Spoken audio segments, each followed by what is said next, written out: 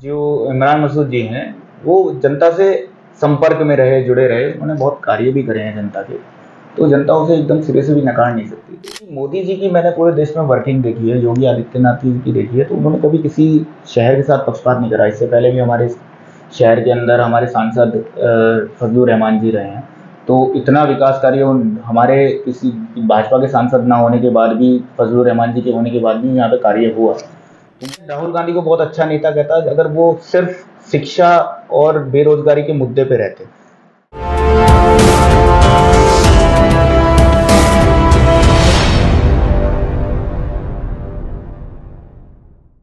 18वीं लोकसभा चुनाव के बाद नरेंद्र मोदी ने प्रधानमंत्री की शपथ ले ली है। स्वतंत्र भारत में ये दूसरा वाकया है कि तीसरी बार प्रधानमंत्री बनने का मौका नरेंद्र मोदी को मिला है। हालांकि इस चुनाव में जो 400 पार का नारा नरेंद्र मोदी ने दिया था, उससे या उस 400 पार को तो नहीं छू पाई भाजपा। काफी दूर रहा इंडिया गठबंधन ने काफी मेहनत करने के बाद काफी सीटों को बटोरने का कार्य किया। चुनाव में आखिर वजह क्या रही है, इंडिया गठबंधन को बढ़ोतरी कैसे मिली है, और यही नहीं उत्तर प्रदेश में जिस तरह से इंडिया गठबंधन बढ़ा है उसके कारण क्या रहे हैं। फैजाबाद सीट या अयोध्या मंडल के आसपास भी इंडिया गठबंधन बढ़ने का कार्य हुआ। सहारनपुर मंडल की अगर हम बात करें, सहारनपुर मंडल की तीनों सीटें जो है इंडिया गठबंधन पर गई है।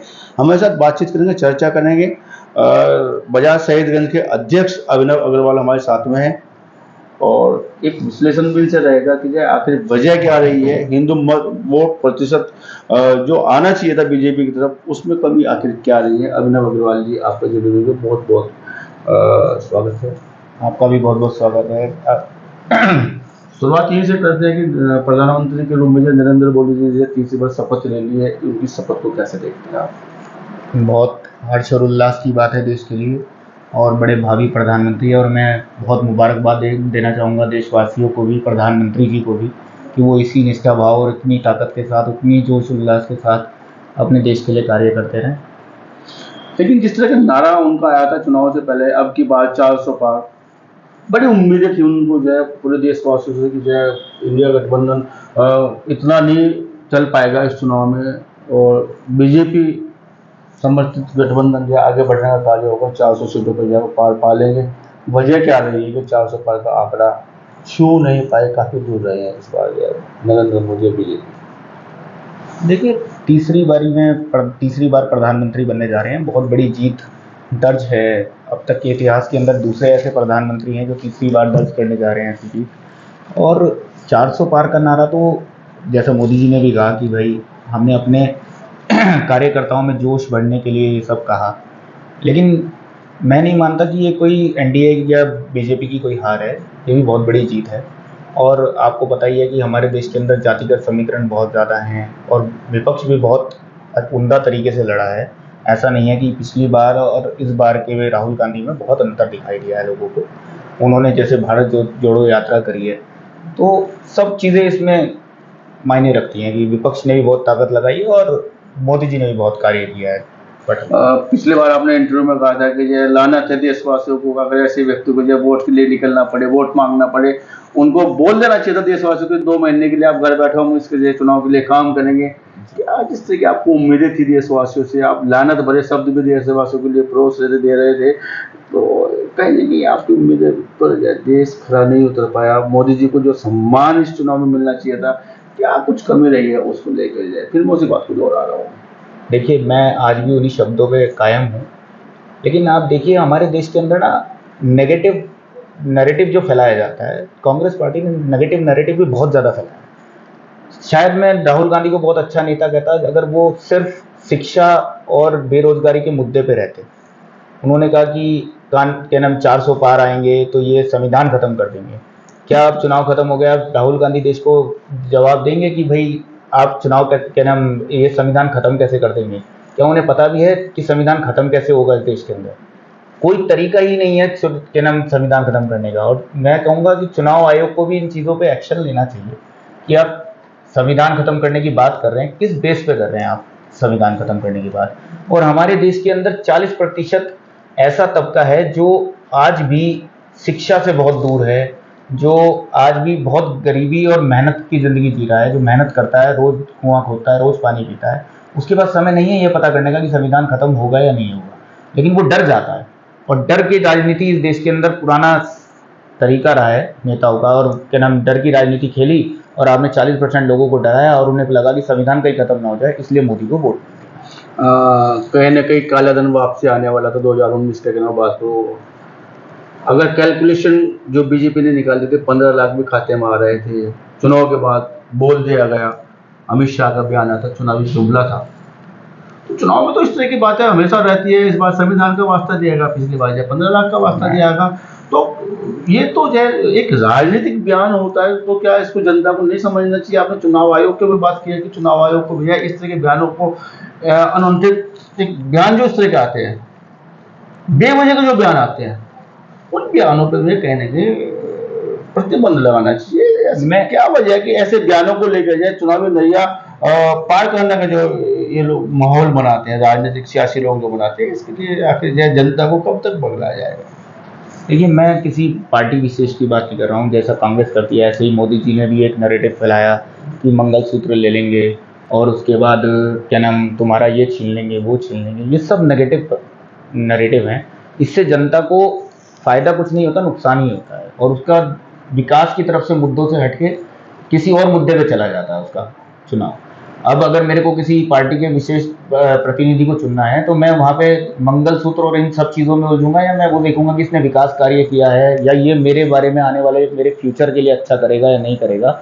तो नेगेटिव जो नैरेटिव फैलाया जाता है वो हर पार्टी की तरफ से फैलाया जाता है, और ये बंद होना चाहिए। चुनाव में अक्सर देखने में आ रहा है जाति धर्म की बात भी हो रही है, बात जो है 15 लाख की भी हो रही है, बात जो है संविधान की भी हो रही है, बात धर्म को लेकर आड़े ला के जो है जिस तरह के सियासी लोग जो है लाभ लेना चाह रहे हो, चाहे राम मंदिर की वजह रही हो, चाहे प्राण प्रतिष्ठा का समय से पहले प्राण प्रतिष्ठा कराने की बात रही हो, क्योंकि जो उसमें जो हमारे शंकराचार्य, देश के चारों शंकराचार्यों ने उस पर जो है आपत्ति जताई है कि जो जिस प्रकार से जो है प्राण प्रतिष्ठा की जा रही है वो कहीं ना कहीं नुकसानदेह होगी। भगवान राम जो है उसमें उस रूप में नहीं आ पाएंगे, वहाँ पर जो है उस चीज़ को नहीं माना गया। प्राथमिक रूप से चुनाव से पहले जो है प्राण प्रतिष्ठा कराने का कार्य, क्या सियासी लोगों को जो है छोटी छोटी बातें, धर्म, जाति, 15 लाख, संविधान, हम जा किस हो रहे हैं? हमारी सियासत जा किस हो रही है? जबकि विदेशों में देखने में आता है कि विदेशों में जो है उस तरह की बातें नहीं होती, वहाँ तो केवल विकास की बातें होती है। तो हिंदुस्तान में जो पोषक राजनीति होनी चाहिए, उस राजनीति से हम लोग क्यों नहीं उस तरफ जा रहे हैं? देखिए, काफ़ी समय तक हमारे राज्यों में, हमारे जातियों में हमें बांटा गया। बीजेपी ने ये काम बहुत बढ़िया किया कि हिंदुओं को एक करने का काम किया, और जिस पार्टी ने राम मंदिर बनवाया तो उसका श्रेय भी ले। ऐसा नहीं है कि वो अपना श्रेय ना ले, और बहुत मेहनत, बहुत लंबे प्रयास के बाद राम मंदिर बना। लेकिन मैं आपकी इस बात से इत्तेफाक रखता हूँ कि चुनाव के समय हिंदू मुसलमान बहुत ज़्यादा होना, हर क्या नाम, धार्मिक बात होना और जातियों में बंटना देश का बहुत गलत है। अब हमें इस सोच से आगे बढ़ना चाहिए, और शायद इस बार जनता ने विकास को देखते हुए और मुद्दों को देखते हुए वोट दिया है। इस बार के चुनाव के रिजल्ट में आपको दिख भी रहा होगा कि जनता अब इन चीज़ों से भी उब गई है। वो नहीं चाहती कि भाई अब हिंदू मुसलमान और ये सब चीज़ें क्या नाम चलें हिंदुस्तान के अंदर, और हमें और कुछ प्रोडक्टिव और बहुत अच्छी बात करनी चाहिए, शिक्षित बात करनी चाहिए। मैं राहुल गांधी की एक बहुत अच्छी चीज़ बताता हूँ आपको। राहुल गांधी ने एक मुद्दे पे उठाया, जैसे बेरोजगारी इस देश का बहुत बड़ा मुद्दा है। लेकिन वहीं मैं राहुल गांधी को नेगेटिव मार्क्स दूंगा कि अगर वो ये कहते हैं कि संविधान बदल देंगे, हम 1 लाख रुपए पर हर साल हर महिलाओं के खाते में डालेंगे, और वो जो 1 लाख रुपए आप डालेंगे उससे क्या आपको लगता है देश आगे बढ़ेगा? उससे देश और नकारा हो जाएगा। वो जो महिलाएं कुछ कम घर में काम करके या कुछ भी करके कमाती थी, ठीक है, उस देश आगे उससे बढ़ता था। 1 लाख रुपए देने से नहीं बढ़ेगा। अब इससे अच्छा ये कहते हैं कि हम उन सारी लड़कियों की शिक्षा ही 12वीं तक फ्री कर देंगे। आज की तारीख में एक बच्चे के शिक्षा पे पर मंथ 4 से 5 हज़ार रुपये का खर्चा होता है। शायद सरकारें इस बात को जानती भी हैं। वजह क्या रही है? राम भी काम नहीं आए, अगर देखा जाए फिरोजाबाद की जो सीट हार गए, या अयोध्या के आसपास की जितनी सीटें थी वो जो बीजेपी हारने का काम हुआ है, गठबंधनवाद जीतने का काम हुआ है। क्या लगता है जय भगवान रामचंद्र जिस तरह प्राण प्रतिष्ठा होती है, राम के नाम पे जिस तरह जय लग रहा था कि माहौल बनेगा, राममय माहौल होगा, उसका लाभ उत्तर प्रदेश में क्यों नहीं मिल पाया? देखिए, ये तो उनकी पार्टी का अपना मंथन है। मैं तो फिर भी आपको यही कहूँगा कि अब हिंदुस्तान शायद इस चीज़ से उठना चाहता है, वो बेसिक मुद्दों पे आना चाहता है, ठीक है ना। और मैं नहीं मानता कि क्या नाम यूपी में भी इनकी कोई ज़्यादा बड़ी हार हुई है, और अगर हार हुई है इतनी बड़ी तो इस पे मंथन भी करेंगे। आपके मुख्यमंत्री योगी आदित्यनाथ बहुत अच्छे मुख्यमंत्री हैं। मैं शायद मायावती के बाद सबसे बढ़िया कद्दावर नेता आज की तारीख में मैं योगी आदित्यनाथ जी को मानता हूँ। इससे पहले कानून व्यवस्था जो थी वो मायावती जी के टाइम थी, और हम मायावती जी की राजनीति देख के बड़े हुए, और आज योगी आदित्यनाथ जी देख रहे हैं, तो मैं उन्हें प्लस पॉइंट दूंगा योगी आदित्यनाथ जी को। उन्होंने मेहनत बहुत उत्तर प्रदेश में करी है। शायद जनता भी उनसे और अपेक्षा रखती है और चीज़ों में चाहती है कि बदलाव आए, तो बीजेपी को भी और मेहनत करनी पड़ेगी। लेकिन सियासी लोग कब समझेंगे इस बात को कि ये जनता जागरूक हो चुकी है, धर्म की राजनीति नहीं चाह रही है, जाति की राजनीति नहीं चाह रही है, पोषक राजनीति चाह रही है, स्वतंत्र रूप से वोट डालना चाह रहे हैं, धर्म के नाम पे वोट डालना नहीं चाह रहा मतदाता। इस बार कहीं ना कहीं जनता ने प्रूव करने का कार्य भी किया है। उत्तर प्रदेश में इतनी सीटें आने का कहीं ना कहीं इस बात को जो है इशारा कर रहा है उत्तर प्रदेश के जो है हम उन चीज़ों से बाहर निकलना चाह रहे हैं। फैजाबाद मंडल में इतनी सीटें निकलने का मतलब है कि जैसा लग रहा है, ऐसा वहाँ पे हारने का ऐसा लग रहा है कि वहाँ की जनता या स्वतंत्र मतदाता चाहता है कि हम वोट जो है स्वतंत्र रूप से डालना चाहते हैं। कैसा लगता है? देखिए, वो बात आपकी सही है, लेकिन मैं सिरे से ये भी नहीं नकार सकता कि उत्तर प्रदेश में काम नहीं हुआ है। शायद उत्तर प्रदेश के अंदर जिस विशेष वर्ग को क्या नाम party BJP Bharatiya Janata party साधने की कोशिश कर रही है, वो विशेष वर्ग उसका कभी होगा ही नहीं, और शायद वो होना भी नहीं चाहता। क्योंकि जिस प्रकार आप देख रहे हैं रुझान आ रहे हैं, रुझान के बाद आपको पता लगेगा कि उत्तर प्रदेश के अंदर 40 लाख मकान देने के बाद, इतनी हाईवे, इतनी सड़कें बनने के बाद, विद्युत व्यवस्था सुधरने के बाद, कानून व्यवस्था सुधरने के बाद, अगर उत्तर प्रदेश के अंदर चीफ मिनिस्टर की कुर्सी, इस योगी आदित्यनाथ की स्टेट के अंदर अगर आपकी सीटें आधी से भी कम रह जाती हैं, तो इसका मतलब जनता ऐसा क्या चाहती है योगी आदित्यनाथ से कि वो ये करें और उसके बाद यहाँ पे बीजेपी को समर्थन दें। तो इसका मतलब ये भी है कि शायद मेरे को लगता है भारतीय जनता पार्टी से कहीं ना कहीं चूक हो रही है और वो अपना वोटर साध नहीं पा रही है। चलिए स्थानीय सियासत की ओर चलते हैं, बातचीत करेंगे सहारनपुर जनपद या मंडल को लेकर बात करेंगे।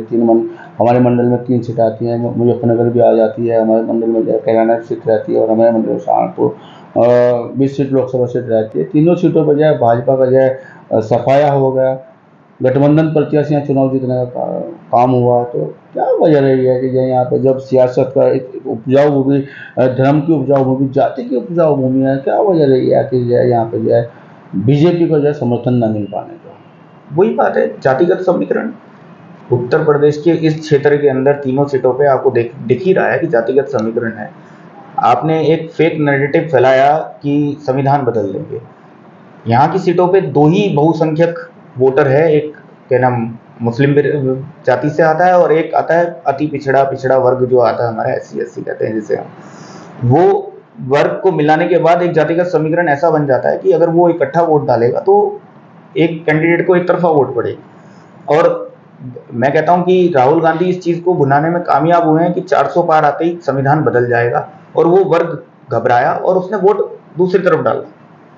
तो सेम वही बात है कि जातिगत समीकरण बहुत जरूरी है उत्तर प्रदेश के अंदर। उत्तर प्रदेश के अंदर तो आप पुरानी कहावत हम सुनते आए हैं कि जाति जो कभी नहीं जाती, और जाति है कि जाति नहीं जाती। लेकिन बात करें सहारनपुर का, हम सीट की बात करें, सहारनपुर सीट पर जब 5 जो है विधानसभाएं आती हैं, 5 विधानसभाओं में सहारनपुर नगर की बात अगर हम करें, सहारनपुर नगर से जो है भाजपा का हारने का कार्य हुआ है।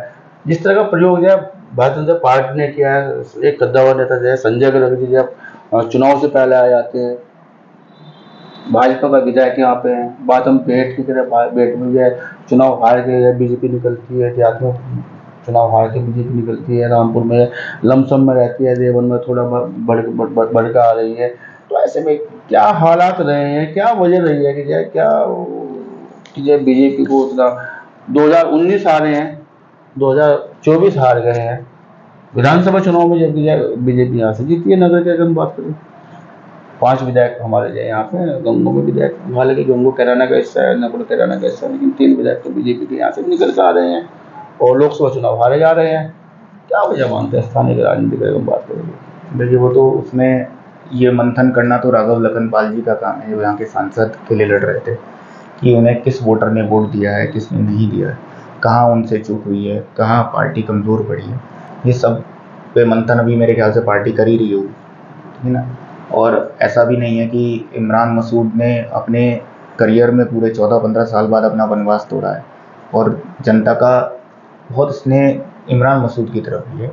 अच्छे नेता हैं इमरान मसूद, ठीक है, उनके 1-2 बार बयान बहुत अच्छे नहीं आए, जो कि शायद ऐसे क्या नाम सांसद को शोभा भी नहीं देते, बयान ऐसे भी आए हैं, लेकिन उन्होंने भी अपनी ज़मीनी स्तर पर मेहनत बहुत करी है, तो उनका अपना खुद का भी वोट बैंक है जो उन्होंने कार्य करके कमाया है।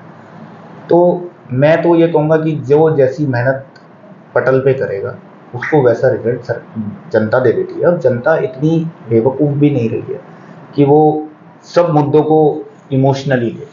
और मैंने कहा कि काफ़ी लोग अभी भी हैं जो हमारे देश के अंदर जो इमोशनली मुद्दों को लेते हैं, जैसे संविधान बदल देंगे, मंगलसूत्र छीन लेंगे, लेकिन वो इतना ज़्यादा तबका भी नहीं है।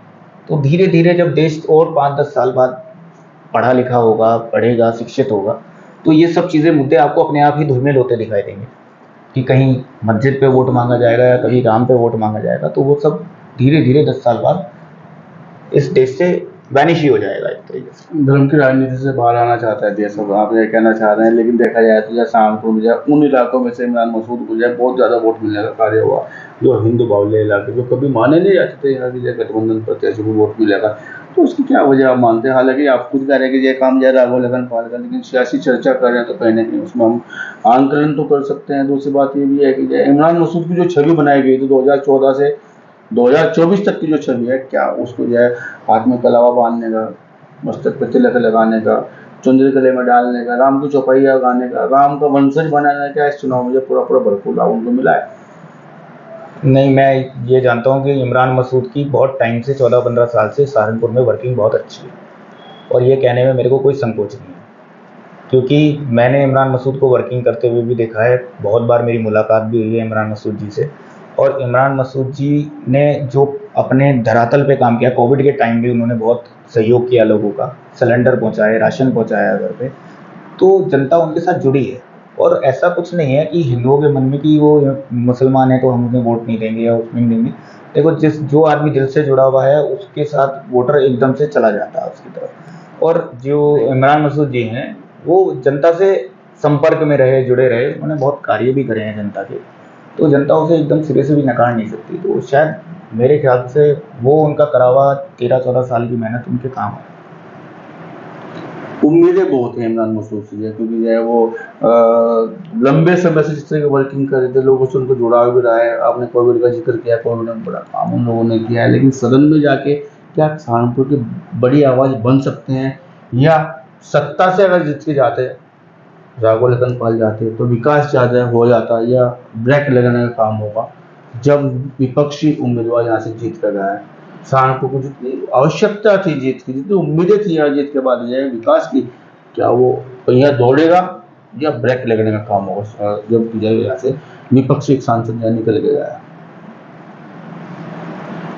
देखिए, जैसी मोदी जी की मैंने पूरे देश में वर्किंग देखी है, योगी आदित्यनाथ जी की देखी है, तो उन्होंने कभी किसी शहर के साथ पक्षपात नहीं करा। इससे पहले भी हमारे शहर के अंदर हमारे सांसद फजलुर रहमान जी रहे हैं, तो इतना विकास कार्य हमारे किसी भाजपा के सांसद ना होने के बाद भी, फजलुर रहमान जी के होने के बाद भी यहाँ पे कार्य हुआ। तो मुझे नहीं लगता कि वो कोई पक्षपात वाली स्थिति सेंट्रल या स्टेट की तरफ से है। और रही बात इमरान मसूद जी के संसद में जाके बोलने की और अपने सहारनपुर का पक्ष रखने की, तो शायद मुझे थोड़ा सा ऐसा लगता है, मैं माफ़ी चाहूँगा, कि शायद उन्हें थोड़ा सा अभी और परिपक्व होना होगा, क्योंकि मेरे को उनकी भाषा शैली पे आज भी सवाल आया है। भाषा को लेकर आज वो रखते हैं आप जो, चलिए हम दूसरी उस पर जाते हैं कि जो आप भी बाजार शहीदगंज के अध्यक्ष राजनीति में आप भी जो कहने की जुड़ा हो रखते हैं, सहारनपुर की जो बड़ी उम्मीदें क्या है इमरान मसूद से जिसको पूरी करा सकते हैं? जनता क्या चाहती है जब वो सदन में गए हैं? तो सहारनपुर में इमरान मसूद से जनता की उम्मीदें हेल्थ से लेकर हैं। हमारे पीजीआई हॉस्पिटल है, यहाँ पे सुविधाएं कम हैं। कोविड के टाइम भी हमने देखा बेड की क्या नाम अवेलेबिलिटी कम थी, ऐसी कोई महामारी आ जाए तो, और कैंसर से रिलेटेड भी अभी हमारे सहारनपुर में सुविधाएं कम हैं, हमें बाहर मेरठ जाके, दिल्ली जाके इलाज कराना पड़ता है या ऋषिकेश एम्स जाना पड़ता है। और एम्बुलेंस की सुविधाएं अच्छी हों सहारनपुर के अंदर, जन जन तक एम्बुलेंस पहुंच सके। और सबसे बड़ी जिम्मेवारी तो इमरान मसूद की ये है कि वो क्या नाम कानून व्यवस्था यहाँ पे हमेशा बनाए रखें और अपने लोगों में भाईचारा बनाए रखें, सब लोगों में। क्योंकि कई बार देखा गया है कि इमरान मसूद बहुत लोकप्रिय हैं, लेकिन उनके साथ साथ जुड़ने वाले लोग बहुत ज़्यादा हो हल्ला वाले होते हैं। ठीक है, वो व्यवस्था बनी रहे, हमेशा सहारनपुर की एक सुख शांति बनी रहे, इससे ज़्यादा क्या उम्मीद करी जा सकती है। सांसद इतना काम करते, सिटी के लिए काफ़ी। चलिए, जो स्वतंत्र रूप से चर्चा करने के लिए, पोषक चर्चा करने के लिए आपको जेडी न्यूज़ को बहुत बहुत आभार, बहुत बहुत धन्यवाद, बहुत बहुत शुक्रिया। जीडी न्यूज़ की सभी वीडियोस देखने के लिए यूट्यूब पर सब्सक्राइब कीजिए जीडी न्यूज़ चैनल को, और फेसबुक पर वीडियोस देखने के लिए जीडी न्यूज़ चैनल को लाइक और फॉलो करें। धन्यवाद।